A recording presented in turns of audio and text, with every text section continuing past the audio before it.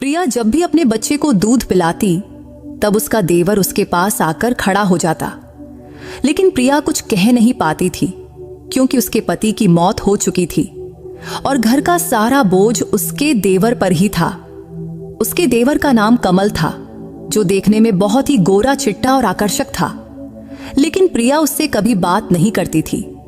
लेकिन एक रात घर में सिर्फ वो दोनों ही थे। तब प्रिया अपने बच्चे को दूध पिला रही थी, तभी कमल उसके कमरे में आया और उसने बच्चे को प्रिया से अलग किया। और खुद प्रिया बहुत ही सुंदर थी, इसलिए उसके माँ बाप को उसकी बड़ी चिंता रहती थी। वो इतनी खूबसूरत थी कि कोई भी उसे देखकर मोहित हो जाता। इसीलिए उसके माँ बाप ने उसके 18 साल के होते ही रिश्ते ढूंढने शुरू कर दिए थे। लेकिन प्रिया को उसके माँ बाप की पसंद के लड़के से शादी नहीं करनी थी, क्योंकि वो अपने स्कूल टाइम से ही एक अभय नाम के लड़के से बहुत प्यार करती थी। इसलिए वो अभय से प्रेम विवाह करना चाहती थी। लेकिन अभय देखने में उसके मुकाबले ज्यादा सुंदर नहीं था, इसलिए प्रिया के माँ बाप उसे पसंद नहीं करते थे और वो प्रिया के लिए कोई अच्छा सा गोरा चिट्टा लड़का ढूंढ रहे थे। वैसे प्रिया के पिता का स्वभाव बहुत सख्त था, इसलिए उन्होंने प्रिया से पहले ही कह दिया था कि अगर तूने अभय से शादी की तो इस घर के दरवाजे तेरे लिए हमेशा के लिए बंद हो जाएंगे। वहीं अभय के घर वाले इस शादी से खुश थे। अभय की माँ कहती थी कि प्यार करना कोई गुनाह थोड़े है। अभय के घर में वह, उसकी माँ और उसका छोटा भाई कमल रहते थे। प्रिया चाहती थी कि उसकी शादी अभय से शांतिपूर्वक हो और दोनों परिवारों की रजामंदी से हो, लेकिन ऐसा नहीं हुआ। इसलिए किसी वजह से उसे अपने परिवार के खिलाफ जाकर शादी करनी पड़ी। शादी करके जब वो अभय के घर पहुंची तो उसकी सासू ने उससे दिलासा दिया, बेटी तू बिल्कुल चिंता मत कर, धीरे धीरे सब ठीक हो जाएगा। लेकिन प्रिया की सासू माँ को यह भी पता था कि प्रिया के पिता का गुस्सा कभी नहीं जाएगा, क्योंकि प्रिया की एक छोटी बहन थी, उसका नाम था रिया, और उसके पिता चाहते थे कि प्रिया की जल्दी से किसी अच्छे लड़के से शादी हो, फिर रिया की। लेकिन प्रिया के प्रेम विवाह से अब रिया की शादी में मुश्किलें आ सकती थीं, जबकि प्रिया सोचती थी कि अभय से शादी करके वो खुशहाल जिंदगी बिताएगी। लेकिन उसे क्या पता था कि उसके नसीब में कुछ और ही लिखा था। प्रिया और अभय की शादी से उसकी सासू माँ बहुत खुश थी, इसलिए उन्होंने पूरे घर को फूलों और लाइटों से सजा दिया था। घर में प्रिया का बड़ा जोरदार से स्वागत हुआ, लेकिन फिर भी उसके मन में अंदर से बड़ी बेचैनी थी। वैसे हर लड़की की शादी से पहले ये डर रहता है कि ससुराल वाले कैसे होंगे, और प्रिया ने तो परिवार के खिलाफ जाकर ये शादी की थी। और शादी से पहले प्रिया की सासू माँ से उसकी एक बार मुलाकात हुई थी, लेकिन फिर प्रिया ने खुद को तसल्ली दी कि जो होगा अच्छा ही होगा। अभय मध्यम वर्ग के परिवार से था, लेकिन जब प्रिया शादी करने अपने ससुराल पहुंची तो उसकी सासू माँ और देवर ने उसका बड़े प्यार से स्वागत किया। इस तरह प्रिया की अभय से शादी का सपना पूरा हो चुका था और अब उसकी सुहाग रात थी। तो प्रिया के मन में हर लड़की की तरह ढेर सारी इच्छाएं थीं और आज वो सब पूरी होने वाली थी। जब प्रिया कमरे में जाने वाली थी तभी उसकी सासू माँ ने उसके हाथ में दूध का गिलास थमाया और कहा, ये हमारी रीत है, अभय आएगा तो दोनों मिलकर पीना। तब प्रिया को अपनी सासू माँ की बात समझ आ गई तो वो शर्माकर हामी भर दी। फिर वो कमरे में चली गई। अंदर जाकर देखा तो पूरा कमरा फूलों से सजा हुआ था। तो उसने दूध का गिलास टेबल पर रखा और बिस्तर पर जाकर बैठ गई। भले ही प्रिया की अभय से प्रेम विवाह हुई थी, लेकिन उसके मन में थोड़ा बहुत डर तो था ही। हालांकि शादी से पहले वो अभय से खूब बातें किया करती थी, लेकिन आज उसे समझ नहीं आ रहा था कि क्या कहे। तब प्रिया अपने पति अभय के कमरे में आने का इंतजार कर रही थी। वो चुपचाप बिस्तर पर बैठी थी, लेकिन उसके मन में कई सारे ख्याल चल रहे थे। थोड़ी देर बाद अभय कमरे में आया। उसे देखते ही प्रिया के दिल की धड़कनें तेज हो गईं। माथे पर पसीना छलकने लगा। आते ही अभय धीरे से उसके पास आकर बैठ गया और बोला, क्या हुआ प्रिया, आज तू बहुत घबराई हुई लग रही है। तब अभय समझ गया था कि प्रेम विवाह होने के बावजूद भी प्रिया के मन में परिवार की चिंता थी, इसलिए उसने प्रिया का हाथ पकड़ा और कहा, मैं तुझे वचन देता हूं प्रिया, मैं पूरी जिंदगी तेरे साथ रहूंगा और तुझे हमेशा खुश रखने की पूरी कोशिश करूंगा और तेरी आंखों में एक भी आंसू नहीं आने दूंगा। अभय की बातें सुनकर प्रिया उसे बड़े प्यार से देखने लगी थी, क्योंकि अभय की आंखों में उसके लिए अपार प्यार दिख रहा था। इसलिए अब उसके मन का डर भी कहीं गायब हो गया था। तभी अभय ने उसे गले लगाया और लाइट बंद कर दिया। फिर अभय ने अपना होंठ प्रिया के होंठों पर रख दिया। इसके बाद दोनों ने एक दूसरे से ऐसा प्यार किया जिसे शब्दों में बयां करना मुश्किल है। अगली सुबह कमरे के दरवाजे पर ठक ठक की आवाज से प्रिया की नींद टूटी, तो उसने दरवाजा खोला तो सामने उसकी सासू मां खड़ी थीं। उसकी सासू मां ने कहा, प्रिया बेटी, आज चेहरा दिखाने की रस्म है, जल्दी तैयार होकर नीचे आ जाओ और हां, अभय को भी उठा देना। सासू मां के जाने के बाद प्रिया ने दरवाजा बंद किया और अभय को उठाने लगी, लेकिन अभय को आज नींद से उठने का बिल्कुल मन नहीं था। तो वो बोला, प्लीज प्रिया, थोड़ा और सोने दो ना, तू भी आ जा और सो जा। ये कहते हुए उसने प्रिया को फिर से अपनी बाहों में खींच लिया। तभी प्रिया ने हड़बड़ाते हुए कहा, नहीं नहीं, मां अभी आई थी, कह रही थी कि चेहरा दिखाने की रस्म शुरू करनी है, इसलिए हमें जल्दी तैयार होकर नीचे जाना पड़ेगा। तब उसने एक सांस में सब बता दिया। लेकिन अभय आज कुछ ज्यादा ही रोमांटिक मूड में था, इसलिए उसने प्रिया की एक न सुना और उसे फिर से बिस्तर पर खींच लिया और अपना प्यार लूटाने लगा। थोड़ी देर बाद उसने प्रिया को छोड़ा। तब प्रिया नहाने चली गई। नहाकर लौटी तो उसने एक सुंदर सी साड़ी पहनी। फिर अभय भी नहाकर तैयार हो गया। फिर दोनों हॉल में पहुंचे। वहां सारे मेहमान उनकी प्रतीक्षा कर रहे थे। पहले दोनों ने साथ में नाश्ता किया, फिर चेहरा दिखाने की रस्म शुरू हुई। प्रिया को देखने वाली हर औरत उसकी खूबसूरती की तारीफ कर रही थी। रस्म के दौरान प्रिया ने गौर किया कि उसका देवर कमल उसे कुछ अजीब नजरों से देख रहा था, लेकिन उसने सोचा शायद ये उसका वहम होगा, क्योंकि उसने आज पहली बार उसे ठीक से देखा था। प्रिया का वो दिन बहुत ही व्यस्त था, लेकिन वो बहुत खुश थी, क्योंकि उसने शादी को लेकर जो सपने देखे थे वो आज पूरे होते दिख रहे थे। क्योंकि प्रिया के मन में हमेशा एक डर रहता था कि कहीं उसके इस सुख को किसी की नजर न लग जाए, लेकिन उसने कभी नहीं सोचा था कि उसका ये डर सच हो जाएगा। वैसे अभय को अक्सर ऑफिस के काम से दूसरे शहर जाना पड़ता था। हालांकि तब शादी के बाद सब कुछ ठीक चल रहा था, लेकिन शादी के 7 महीने बाद अभय एक बार फिर ऑफिस के काम से बाहर गया हुआ था। लेकिन रास्ते में उसका एक भयानक हादसा हो गया, जिसमें उसकी मौके पर ही मौत हो गई। वो दिन प्रिया के लिए जिंदगी का सबसे काला दिन था। ये खबर सुनते ही प्रिया का होश उड़ गया। तब उसे यकीन ही नहीं हो रहा था कि अभय अब इस दुनिया में नहीं रहा, क्योंकि उसका मन ये मानने को तैयार ही नहीं था। क्योंकि अभय तो हमेशा कहता था कि वो इस रिश्ते को 7 जन्मों तक निभाएगा, फिर वो उसे इतनी जल्दी कैसे छोड़ सकता था। उस शाम को जब अभय का पार्थिव शरीर घर लाया गया तो उसे देख प्रिया का दिल टुकड़े टुकड़े हो गया। उसकी सासू भी अपने बेटे के लिए फूट फूट कर रो रही थी। प्रिया के मायके वालों को जब ये खबर मिली तो पुरानी बातें भूलकर वो भी अभय के अंतिम संस्कार के लिए आए। तब प्रिया रोते रोते अपनी माँ बाप से कह रही थी, माँ, आपके आशीर्वाद के बिना मेरी शादी सफल नहीं हो सकी। उसके माँ बाप ने उसे गले लगाते हुए कहा, नहीं बेटी, माँ बाप अपने बच्चों से चाहे कितना भी नाराज हों, वो उन्हें कभी बद्दुआ नहीं देते। लेकिन ये भी सच है कि नसीब में जो लिखा है उसे कोई बदल भी नहीं सकता। फिर सभी की मौजूदगी में अभय का अंतिम संस्कार पास के श्मशान में किया गया। इसके 3 दिन बाद प्रिया के माँ बाप अपने घर जाने की तैयारी करने लगे। जाते वक्त उन्होंने प्रिया को गले लगाया और विदा लिया। विदा लेते हुए प्रिया के माँ बाप उसे आशीर्वाद देकर अपने घर चले गए। इसके बाद अगले 3 हफ्ते बीत गए। 3 हफ्ते बाद प्रिया के माँ बाप फिर से उससे मिलने आए। उस वक्त प्रिया अपनी कमरे से बाहर निकल रही थी। तभी अचानक उसे चक्कर आया और वो बेहोश होकर गिर पड़ी। जब प्रिया को होश आया तो वो अस्पताल में थी।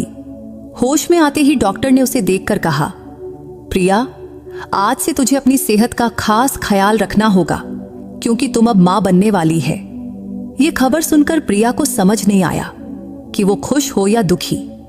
हालांकि तब पहले तो वो खुशी से फूली नहीं समाई, लेकिन फिर उसे ख्याल आया कि उसके होने वाले बच्चे को पिता का सहारा नहीं मिलेगा। यही सोचकर उसके माँ बाप भी उदास दिख रहे थे। लेकिन प्रिया की सासू माँ ये सुनकर बहुत खुश थी। तभी वो प्रिया के पास आई और बोली, बेटी, ये बच्चा मेरे बेटे की आखिरी निशानी है, इसलिए तू अब अपनी और इस बच्चे की अच्छे से देखभाल करना। जब प्रिया को अस्पताल से घर लाया गया तो उसकी सासू माँ ने उसकी नजर उतारी और फिर से उसका स्वागत किया। इतने दिनों बाद उसकी सासू माँ के चेहरे पर हंसी देख प्रिया का मन भी खुश हो गया।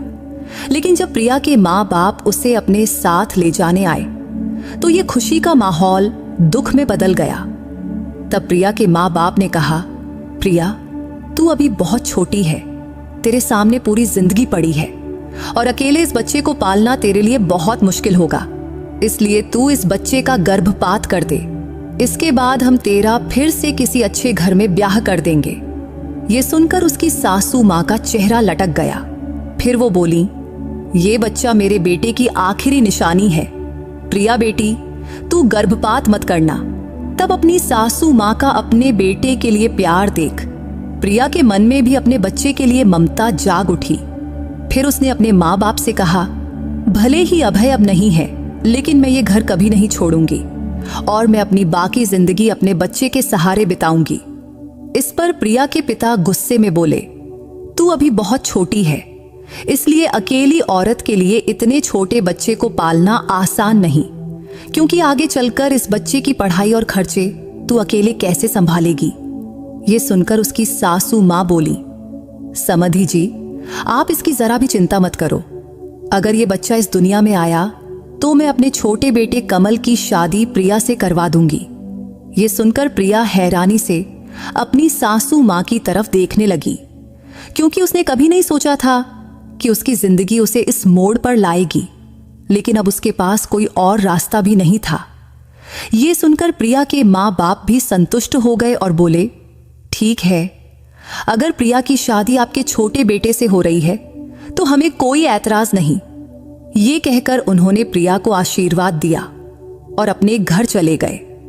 अपने माता पिता के जाने के बाद प्रिया चुपचाप अपने कमरे में गई और अभय को याद करके रोने लगी।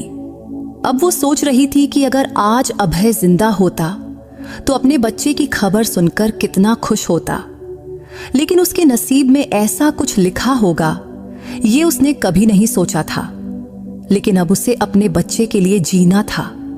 ये सोचकर प्रिया ने अपनी सेहत का ज्यादा ख्याल रखना शुरू किया। वो पौष्टिक खाना खाने लगी और फिट रहने के लिए हल्का फुल्का व्यायाम भी करने लगी।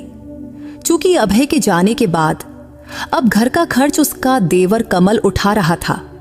वो एक बड़ी मल्टीनेशनल कंपनी में काम करता था और उसकी तनख्वाह भी अच्छी थी। हालांकि प्रिया उससे ज्यादा बात नहीं करती थी, क्योंकि वो हमेशा अपने काम में व्यस्त रहता था। लेकिन कमल को देखकर प्रिया के मन में कई बार सवाल उठता कि क्या सचमुच वो उससे शादी करेगा। लेकिन अभी उसके मन में कमल के लिए कोई भावना नहीं थी। तब वो सिर्फ अपने बच्चे के लिए ये शादी करने को तैयार थी। उसके प्रेगनेंसी के दौरान उसकी सासू माँ दिन रात प्रिया की सेवा करती थी। वो उसे घर का कोई काम नहीं करने देती थी। ऐसे ही 9 महीने बीत गए और प्रिया की डिलीवरी का दिन आ गया। फिर उसने एक प्यारे से बेटे को जन्म दिया। अपने नन्हे नातू को देख प्रिया की सासू माँ की खुशी का ठिकाना नहीं रहा। उन्होंने पूरे मोहल्ले में पेड़े बंटवाए। 5 दिन बाद जब प्रिया को अस्पताल से घर लाया गया तो उसकी सासू माँ ने उसका और नातू का फिर से बड़े प्यार से स्वागत किया। बेटे के जन्म की खुशी में प्रिया के माँ बाप भी उससे मिलने आए। वो अपने साथ प्रिया के लिए साड़ी और बच्चे के लिए ढेर सारे कपड़े और खिलौने लाए। ये सब देख प्रिया बहुत खुश हुई।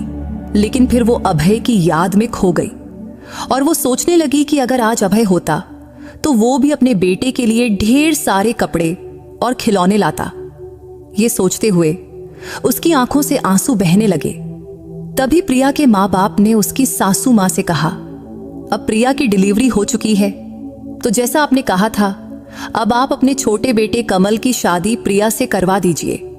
इस पर प्रिया की सासू मां ने जवाब दिया, आप लोग बिल्कुल चिंता ना करें, मुझे अपना वादा भली भांति याद है, क्योंकि प्रिया की सासू मां ने कहा था कि वो जल्द ही प्रिया की शादी अपने छोटे बेटे कमल से करवा देंगी। इसके बाद कुछ दिन ऐसे ही बीत गए, लेकिन अब प्रिया को चिंता सताने लगी कि कहीं ऐसा ना हो कि कमल इस शादी से मना कर दे, क्योंकि प्रिया ने आज तक कमल के मुंह से अपनी शादी के बारे में कुछ नहीं सुना था। ये बात उसने सिर्फ अपनी सासू मां के मुंह से ही सुनी थी। इसलिए अगर कमल ने शादी से इनकार कर दिया तो प्रिया कहां जाएगी और उसे और उसके बच्चे को कौन स्वीकार करेगा? यही चिंता अब उसे दिन रात सता रही थी। एक रात प्रिया पानी पीने के लिए उठी और किचन की तरफ गई। तभी उसे अपनी सासू मां के कमरे से बातचीत की आवाज सुनाई दी। तो प्रिया चुपके से अपनी सासू मां के कमरे के पास गई और दरवाजे पर कान लगाकर सुनने लगी। तब उसकी सासू मां कमल से उसकी और प्रिया की शादी की बात कर रही थी, लेकिन कमल शादी से मना कर रहा था। वो अपनी मां से कह रहा था, प्रिया मेरी भाभी है, तो मैं उससे शादी कैसे कर सकता हूं? इस पर प्रिया की सासू मां ने जवाब दिया, अगर तू प्रिया से शादी नहीं करेगा तो वो अपने बेटे को लेकर चली जाएगी, और मैंने उसके माँ बाप को वचन दिया है कि तुम दोनों की शादी करवाऊंगी। तब कमल की माँ कमल से विनती करने लगी थी कि बेटा, इस शादी के लिए तू हाँ कर दे। अगर तू प्रिया से शादी कर लेगा तो तेरे भाई के बेटे को पिता का सहारा मिलेगा। क्या तुझे नहीं लगता कि तेरे भाई के बेटे को अच्छी जिंदगी मिलनी चाहिए और तेरे भाई की आत्मा को शांति मिलनी चाहिए? तब प्रिया की सासू मां ने कमल को समझाने की बहुत कोशिश कर रही थी, लेकिन कमल के मुंह से एक शब्द भी नहीं निकला। तब कमल की चुप्पी देख प्रिया चुपके से अपने कमरे में लौट गई और आज फिर से प्रिया अभय की याद में रोने लगी। अब उसे बहुत दुख हो रहा था कि उसकी जिंदगी में बस मुश्किलें ही क्यों लिखी हैं, जबकि प्रिया ने अपनी जिंदगी के लिए कितने सपने देखे थे, लेकिन वो सपने पूरे होने से पहले ही बिखर गए। अब वो अपने बेटे को लेकर कहां जाएगी और उसे और उसके बच्चे को कौन स्वीकार करेगा? यही सोचते सोचते रोते रोते वो सो गई। अगली सुबह देर से उसकी नींद खुली। जब वो उठी तो देखा कि पूरा घर फूलों से सजा हुआ था और बाहर मंडप बनाया जा रहा था। ये सब देखकर प्रिया ने अपनी सासू मां से पूछा तो वो बोली, आज तेरी और कमल की शादी है। ये सुनकर प्रिया को हैरानी हुई और वो सोच में पड़ गई, क्योंकि रात को उसने कमल को मना करते सुना था। तो वो क्या था? फिर कमल इतनी जल्दी शादी के लिए कैसे राजी हो गया? लेकिन वो अपनी सासू मां से कुछ पूछ न सकी। तभी उसकी सासू मां ने उसे शादी के लिए एक सुंदर साड़ी दी और कहा, ये तेरी शादी की साड़ी है, ये पहनकर जल्दी तैयार हो जा बेटी। वह साड़ी देखकर प्रिया फिर अभय की यादों में खो गई। वो सोचने लगी कि अगर आज अभय जिंदा होता तो उसे ये साड़ी दोबारा नहीं पहननी पड़ती, लेकिन अब नसीब में जो लिखा है उसे कोई नहीं बदल सकता। तब प्रिया दूसरी बार वह साड़ी पहन रही थी और साड़ी पहनते वक्त उसे अपने नसीब पर बहुत गुस्सा आ रहा था। कुछ देर बाद वो तैयार होकर कमरे से बाहर निकली तो उसकी सासू मां ने उसे मंडप में बिठाया। तभी उसकी नजर कमल पर पड़ी। मंडप में बैठा कमल बिल्कुल उदास लग रहा था। उसके चेहरे पर जरा सी भी खुशी नहीं दिख रही थी और वो सिर झुकाए चुपचाप बैठा था। उसे देखकर ऐसा लग रहा था कि वो ये शादी मजबूरी में कर रहा है। ये सब देखकर प्रिया को भी एहसास हुआ कि वो भी तो ये शादी मजबूरी में ही कर रही है। तब प्रिया और कमल की शादी बड़े सादे तरीके से हुई। इस शादी में प्रिया के माँ बाप भी मौजूद थे। शादी के बाद दोनों ने बड़ों के पैर छूकर आशीर्वाद लिया। उस रात जब उसकी सासू मां ने प्रिया को कमल के कमरे में भेजा तो वो बहुत घबरा रही थी, क्योंकि उसे नहीं पता था कि आज कमल उससे कैसा बर्ताव करेगा। इसलिए ये रात उसकी जिंदगी की सबसे अजीब रात हो सकती थी। यही सोचते सोचते वो बहुत परेशान हो रही थी। फिर भी प्रिया चुपचाप बिस्तर पर जाकर बैठ गई और कमल का आने का इंतजार करने लगी। इंतजार करते करते रात के 1 बज गए, लेकिन कमल कमरे में नहीं आया। रात के 1:30 बजे जब कमल कमरे में आया तो तो प्रिया को जागते देख भी वो उससे कुछ नहीं बोला। तब प्रिया भी उससे कुछ नहीं बोली, क्योंकि आज उनका रिश्ता बदल चुका था और आज वो पति पत्नी बन चुके थे। लेकिन फिर भी उनके बीच पति पत्नी जैसी कोई भावना नहीं दिख रही थी।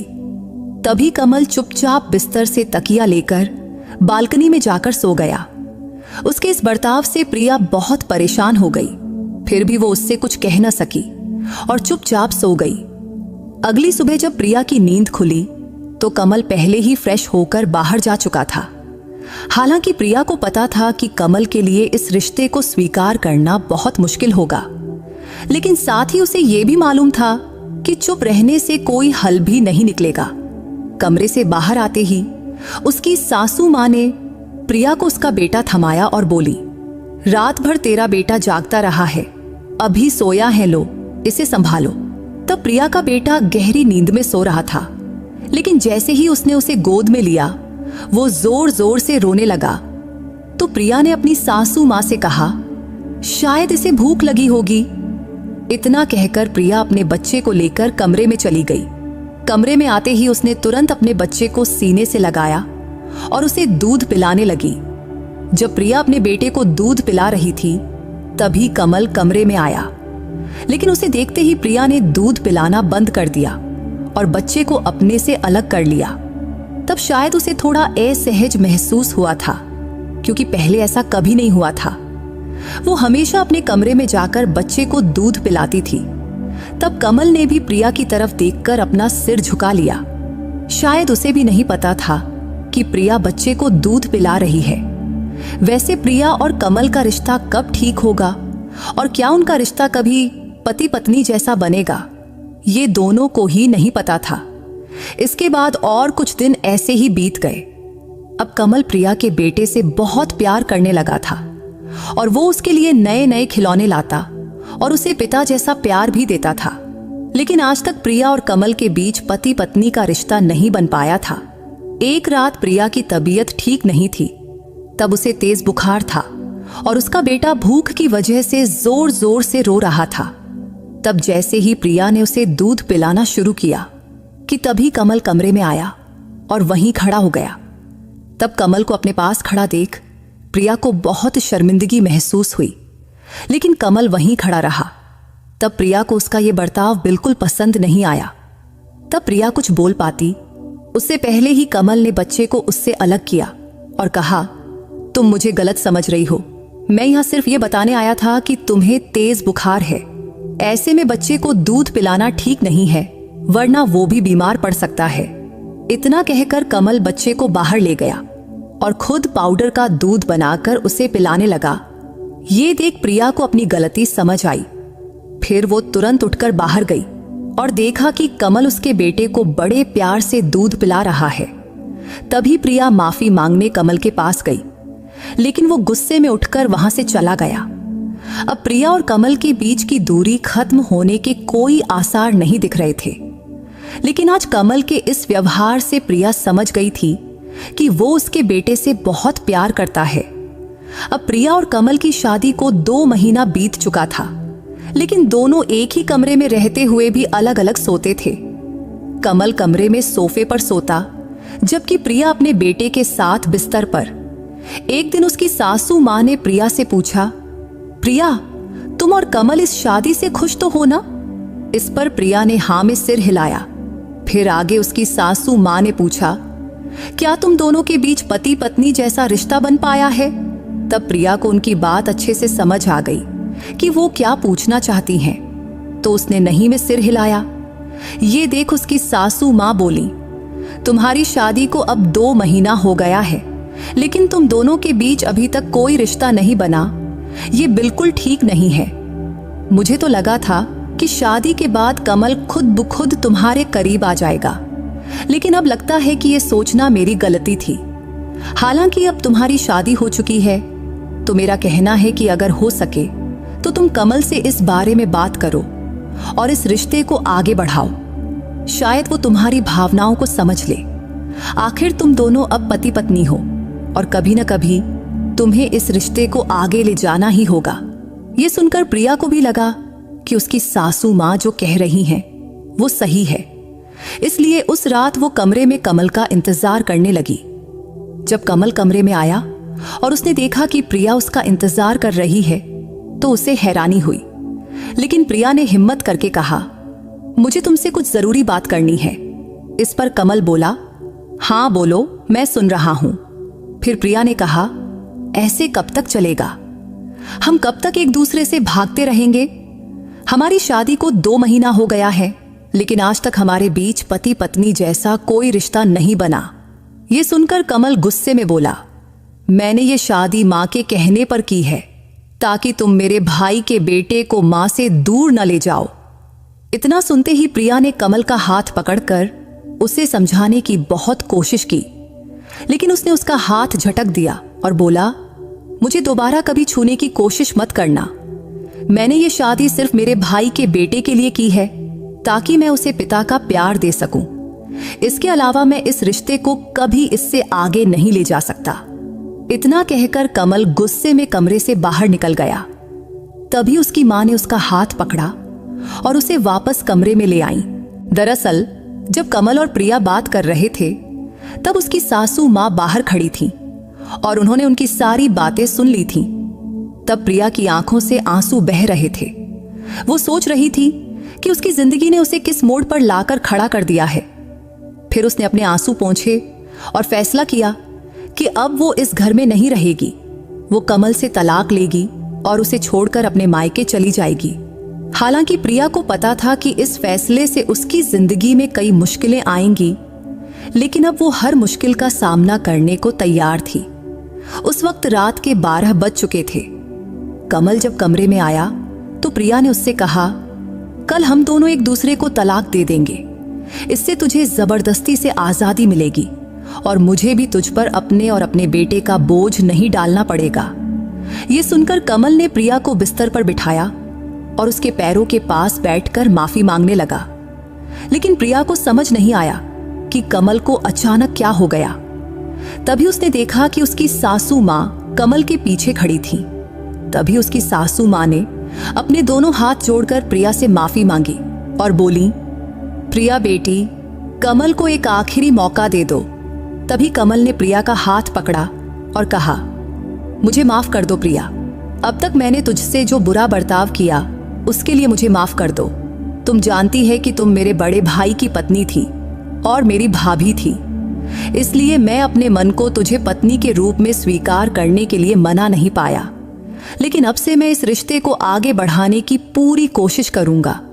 शायद इसमें मुझे थोड़ा वक्त लगे। तब यह कहते हुए कमल की आंखों से आंसू बह रहे थे। तब वो अपने बड़े भाई अभय को याद करते हुए बोला, अगर आज भाई जिंदा होते तो ये सारी मुश्किलें न आती। शायद आज हम अपनी अपनी जिंदगी में खुश होते। तब अभय का नाम सुनकर प्रिया की भी आंखें भर आईं। फिर उसने कमल से कहा, ठीक है, मैं तुम्हें एक मौका जरूर दूंगी, लेकिन जब तक हम पति पत्नी का रिश्ता पूरी तरह स्वीकार नहीं करते तब तक हम दोस्ती का रिश्ता तो निभा ही सकते हैं। क्योंकि जब तक हम एक दूसरे से बात नहीं करेंगे तब तक एक दूसरे को समझ नहीं पाएंगे, क्योंकि हमारे न बोलने की वजह से ही हमारे बीच दूरियां बनी हैं। तभी उसकी सासू मां आगे बढ़ी और प्रिया के माथे को चूमकर बोली, बेटी, तुम दोनों पति पत्नी के रिश्ते में आगे बढ़ो और खुश रहो। मुझे इससे ज्यादा और क्या चाहिए? बस मेरे बच्चे सुखी रहें, यही काफी है। इसके बाद उसकी सासू मां कमरे से बाहर चली गई। फिर कमल और प्रिया भी अपने कमरे में सो गए। इसके बाद कमल का व्यवहार धीरे धीरे बदलने लगा था, क्योंकि अब दोनों एक दूसरे से बात करने लगे थे। फिर जल्द ही प्रिया और कमल के बीच की दूरियां खत्म हो गईं और वो दोनों धीरे धीरे एक दूसरे के करीब आने लगे। एक दिन कमल प्रिया को बाहर घुमाने ले गया। तब पहली बार प्रिया कमल के साथ उसकी बाइक पर बाहर घूमने गई थी। उस दिन कमल कभी बाइक धीरे चलाता तो कभी अचानक तेज रफ्तार में ब्रेक मार देता।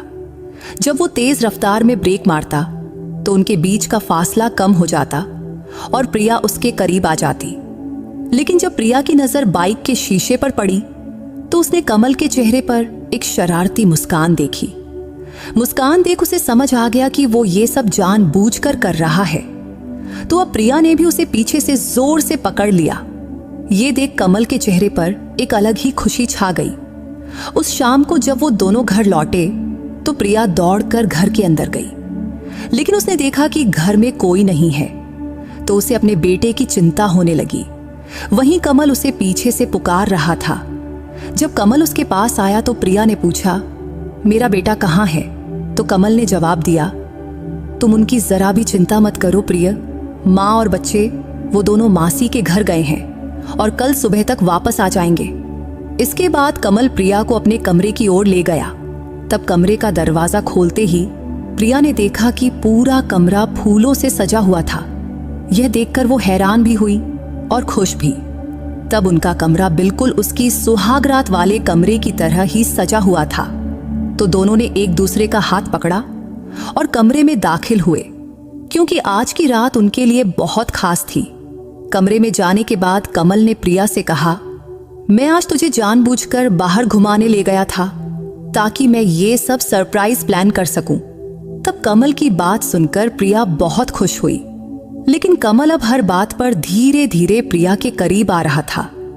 लेकिन प्रिया ने उसे हल्का सा धक्का दिया और उससे दूर हट गई, क्योंकि उसे कमल की नजरों का मतलब समझ आ गया था।